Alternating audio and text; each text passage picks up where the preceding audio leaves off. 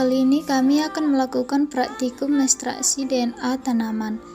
Jadi kami akan melakukan ekstraksi secara sederhana yang menggunakan bahan-bahan yang bisa kita dapatkan sehari-hari. Pada praktikum ini kami menggunakan buah pisang untuk tanamannya. Berikut adalah bahan-bahan yang kita gunakan dalam praktikum ekstraksi DNA. Yang pertama adalah buah pisang, lebih baik menggunakan buah yang dingin. Lalu 1 sendok makan garam dapur, kemudian kita menggunakan etanol dingin, lalu deterjen, lalu 100 ml Aquades, lalu kertas saring, plastik berklem, dan menggunakan gelas beker. Baik, di tahap pertama ini kita akan memasukkan buah ke dalam plastik berklem. Kemudian dihancurkan dengan memukul-mukul plastik berklem. Tujuannya untuk menghancurkan sel. Hati-hati agar plastik tidak robek. Lalu kita buat larutan lisis dengan mencampurkan 1 sendok makan garam dengan 1 sendok makan sabun cuci piring ke dalam 100 ml Aquades. Ini adalah larutan lisis yang kita hasilkan dari mencampurkan garam dan sabun cuci piring dengan Aquades. Selanjutnya, larutan lisis dimasukkan ke dalam plastik berklem supaya larutan lisis bercampur dengan buah yang telah dihaluskan. Campurkan hingga merata ke seluruh buah yang sudah dihaluskan. Upayakan lebih baik tidak berbusa larutan lisis ini. Selanjutnya, tuangkan buah yang telah dicampurkan dengan larutan lisis tadi ke dalam beker yang telah dilapisi dan tersaring. Baik, ini kita sedang menyaring buah pisang yang sudah diberikan larutan lisis. Tunggu hingga semuanya tersaring. Upayakan tidak ada sampah yang masuk ke dalam hasil saringan.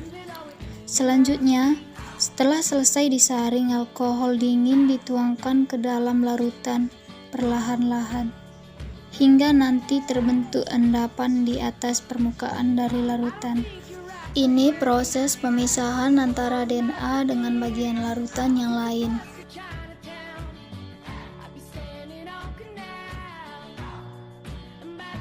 Baik, di sini kami akan menjawab beberapa pertanyaan evaluasi mengenai praktikum ekstraksi DNA tanaman secara sederhana.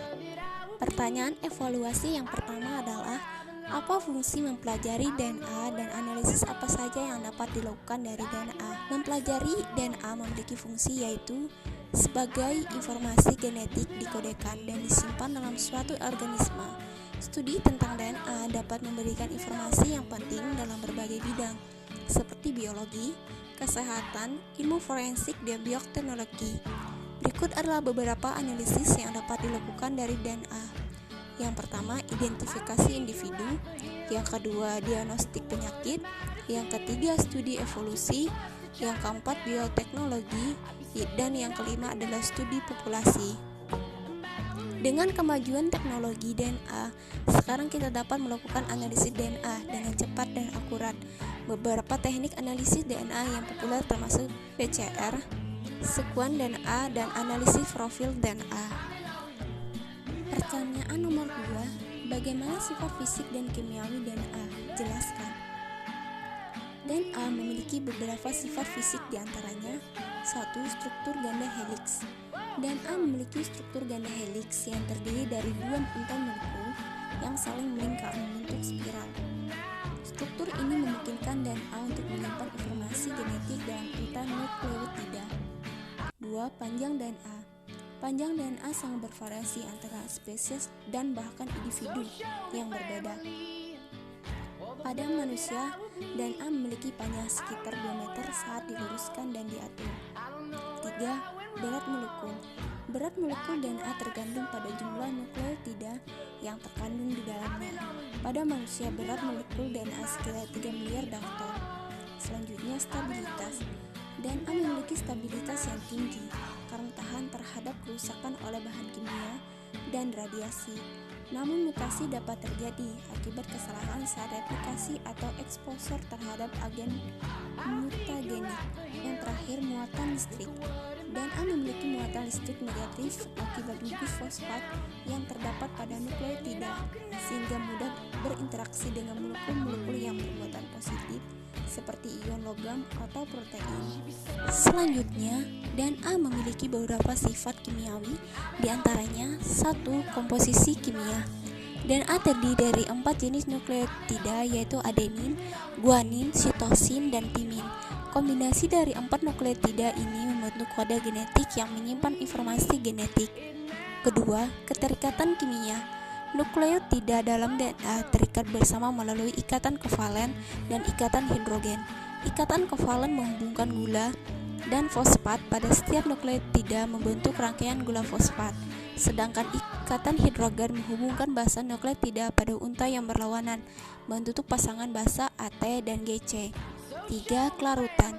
DNA larut dalam air dan larutan garam, namun tidak larut dalam pelarut nonpolar seperti etanol atau ether. 4. pH. DNA stabil pada pH netral 7, namun dapat terdenaturasi atau rusak pada pH yang sangat asam atau basa. 5. Reaktivitas. DNA memiliki reaktivitas terhadap beberapa agen kimia seperti asam nitrat, formaldehida, atau radiasi. Agen-agen ini dapat merusak atau mengubah urutan nukleotida dalam DNA. Nomor 3. Apa saja kriteria prosedur ekstraksi DNA yang baik? Jelaskan. Prosedur ekstraksi DNA yang baik harus memenuhi beberapa kriteria untuk memastikan bahwa DNA yang diisolasi bersih, berkualitas tinggi, dan dapat digunakan untuk aplikasi yang diinginkan. Beberapa kriteria prosedur ekstraksi DNA yang baik yaitu selektivitas, kuantitas, kecepatan, reproduktivitas, keamanan, dan biaya. Nomor 4. Apa saja fungsi dan alasan penggunaan alat dan bahan pada acara praktikum ini? Yang pertama, larutan deterjen.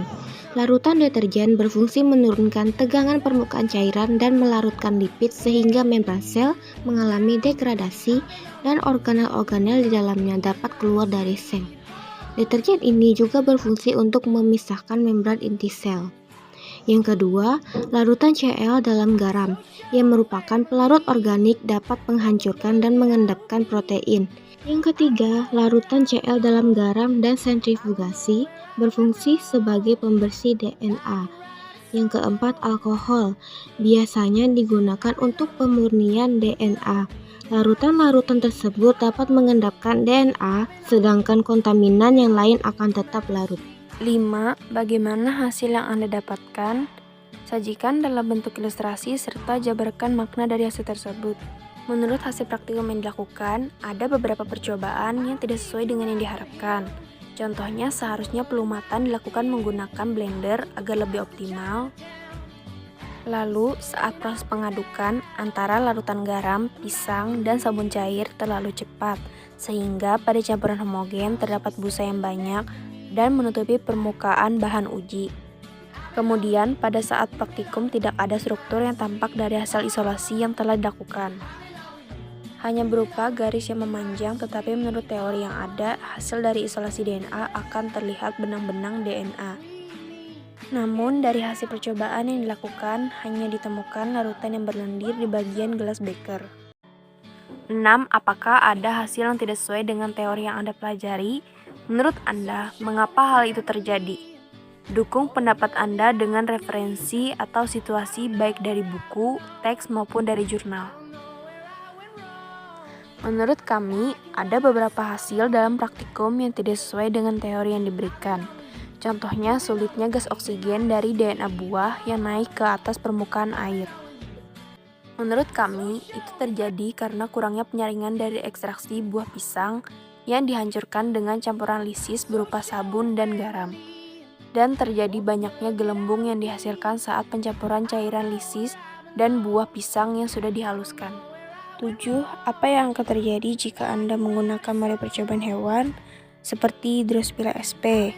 Apakah prosedur kerja yang sama juga berlaku? Jelaskan. Jika menggunakan model hewan drosophila sp atau lalat buah, maka prosedur kerja yang dilakukan akan sama. Namun hasil yang didapat mungkin tidak selalu berlaku karena ada beberapa faktor yang dapat mempengaruhi hasil praktikum tersebut.